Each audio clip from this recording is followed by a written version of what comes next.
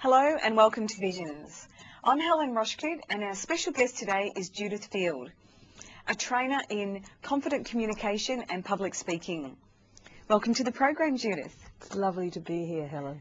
Tell us a little bit about your background. I'm fourth generation Australian on my father's side, born in Sydney, lived in Melbourne and grew up in Melbourne. I travelled overseas when I was 21 and met my first Mr. Field, who I fell in love with instantly and married.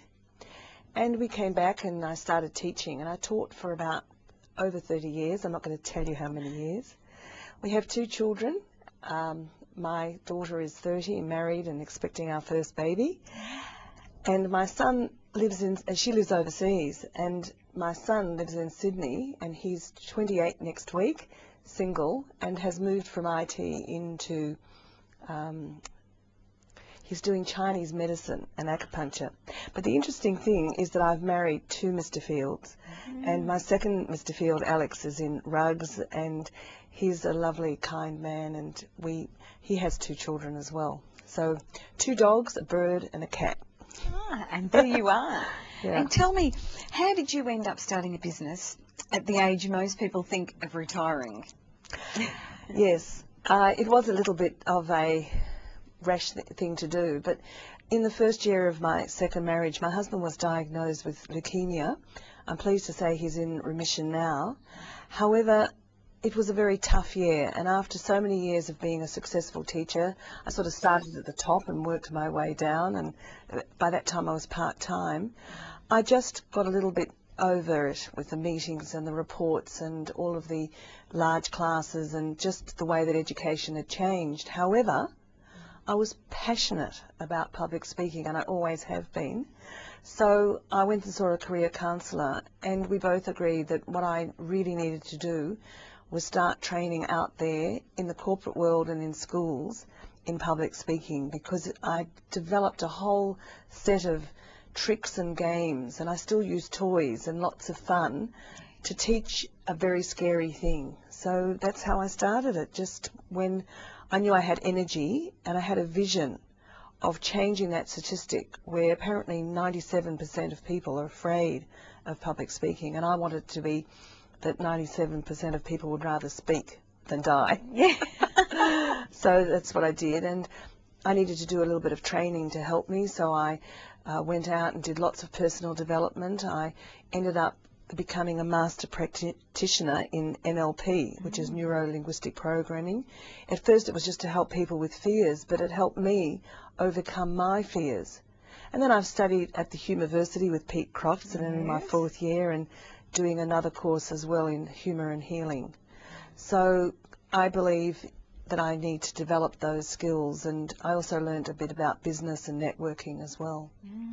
So were you always a confident speaker yourself? No, I wasn't, and I'm still shy underneath. So what I can remember is when I was very young, I used to hide behind my father's leg and pull in my head and just not look at people, and I could never take a phone message competently, and he was a very successful solicitor, and he used to say, so what was the phone number? And I go, Anyway, when I was about 12, I've got 2 older brothers, and we used to play cricket in the back garden. So as you can picture it, I was always outfielder. And then one day I went up to them and I said, look, I want to bat twice in a row, and I want you to bowl underarm. And my big brother said, yeah, well, get out there and field, sis. And I said, no, I mean it. And I really looked him in the eye, and then he said, so how soft was that? So that was the day, I remember now. I stood up for myself, stood up to a bully at school, and really I haven't looked back, and that's where I think it comes from, plus the fact that my father was a champion speaker and debater, and my nephew even got into the Australian debating team, so I think it's in the genes as well. Yeah, and good role modelling. Very good role modelling, yes. So tell us, Judith, how have you succeeded after being in business for only 2 years when statistics show that businesses usually fail within the first 2 years? Well, first of all, I didn't listen to those statistics. I refused to even contemplate. And the 2 things, passion and perseverance, were the clues. The other thing is that I did seek help. I got people who showed me what to do and I listened to them. I had people in the national speakers and I went along to that, and I still go even though I don't attend the monthly meetings enough. However, if you have an open mind and lots of energy and you don't really worry about the no's, then I think that you can really succeed. And I found a niche, particularly in schools, because a lot of schools would like some help in public speaking. And then the corporate stuff started to come to me. And the other person I'd just like to acknowledge is that very early on, a man who runs his own public speaking business, Dennis Max, trained me and allowed me to teach his courses when he needed a second person. So a lot of my success is due to the skills that Dennis empowered me with. So what do you like most about what you do? I can honestly say that it is this vision of empowering people who come into the course petrified. People email me and they say, I'm really scared of public speaking, can you help me? And I say, yes, of course I can. So I have these courses that go for about 3 weeks, and I have an associate, Phil, who runs them over in Templestowe, and I'm down in Elstonwick. And within these 6 hours, that's, for 3 weeks on 2 hours, they just change. There's lots of toys, lots of tricks, lots of little steps.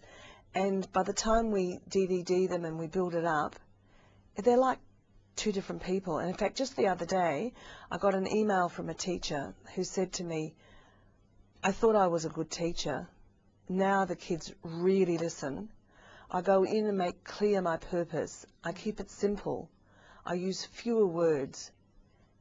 And it's really, my teaching has never been so successful. So I get that a lot of people who just give me wonderful feedback on my website and on my emails.